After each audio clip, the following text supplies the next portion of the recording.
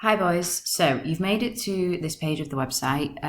You can either just put that top web address in your browser to get here, or if you get onto the Cambridge Lesson Course website, you go on Cambridge Lesson Course, you then go on online activities, book 1, stage 3 is where we're at, okay? So that takes you to the same place, okay? If you're still having issues figuring out how to get onto the website, please drop me an email and I'll see if I can make it a bit easier for you. So we're on this page. You then scroll down to where it says practicing the language. We're going to have a go at some of these activities. So the first one I want you to do is this one called nouns, and it tells you word endings exercises are based on the practicing the language sections in the books. So you can actually go to these exercises in the books, but it's kind of more fun doing them this way because it's online and interactive rather than you writing them down in your books. So click on where it says nouns and this table will come up. Now, the aim for this one is to figure out what the ending of each word should be. So this is practicing nominative endings and accusative endings. Now, I shouldn't have to remind you of this. I'm sure you already have got this well drilled into your brains. But remember, the accusative is the one that ends in M. So we've been given a sentence here. I'm going to do this first one for you, and then it's your job to get on with the other 9 questions on this activity. So we've got a sentence, the poet enters the inn. So we need to figure out firstly who's the nominative and who's the accusative. Enters is the verb, okay? The nominative is the poet because he's doing the entering, and the accusative is the inn, because that's the thing that's being entered. So if we click on the gap, it gives us an option of either poetam or poeta. But we've just established that the poet is nominative, so he can't end in M. So instead, it must be this one. The in is the accusative, it's being entered, so that one needs to end in M. Okay, put those 2 in, click check. We've absolutely smashed it, got 2 out of 2. Then click the next one, and then you'll be in charge of that one, okay? So pause this video and have a go at this nouns activity. Once you've completed the activity and you've got a mark, make a note of it in the back of your book. So just put stage 3 nouns activity. You should theoretically have a mark out of 20. We've all got 2 out of 2 for the first question. So make a note of that and then play the video and I'll show you what the next activity is that we're doing. Okay, boys, so you should have now completed the nouns activity and we go back to this web page. So the tab should still be up there on your browser.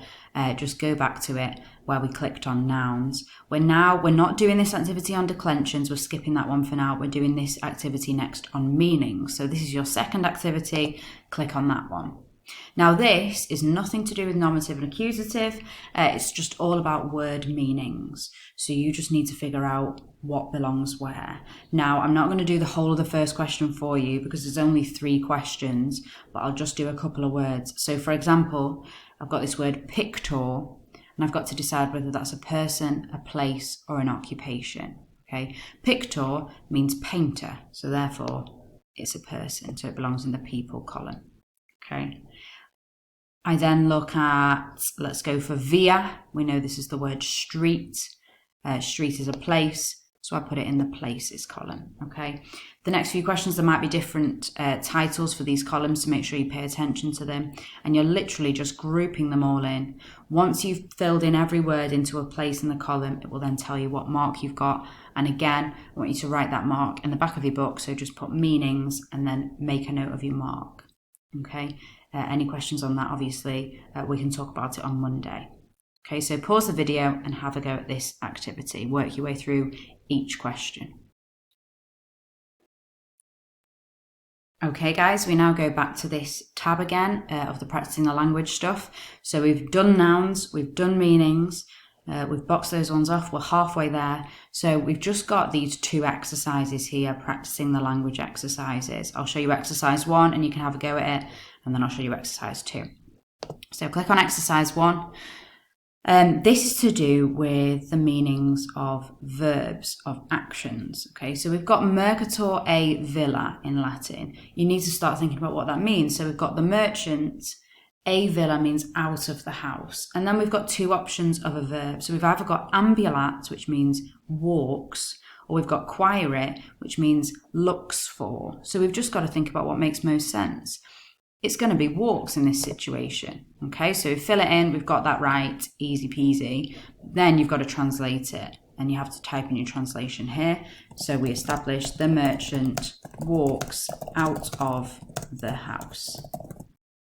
You then click check, perfect, smashed it, move on to the next one. Okay, you guys are then in charge of the next 4 questions. There won't be a mark for this, there's a grade at the end. So just write down your grade in the back of your book. So just put exercise 1 and then your grade.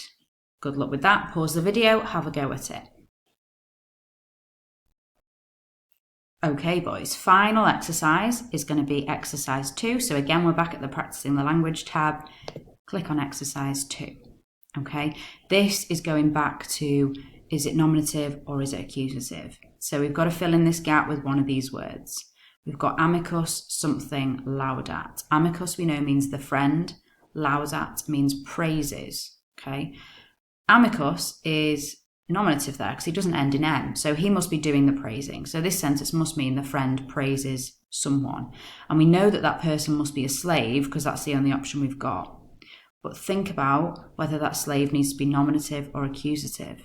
If what we're saying in this sentence is that the friend is praising the slave, then the slave must be accusative, so he must end in M. So we've got to click this one, and then again, just like the last exercise, you type in your translation.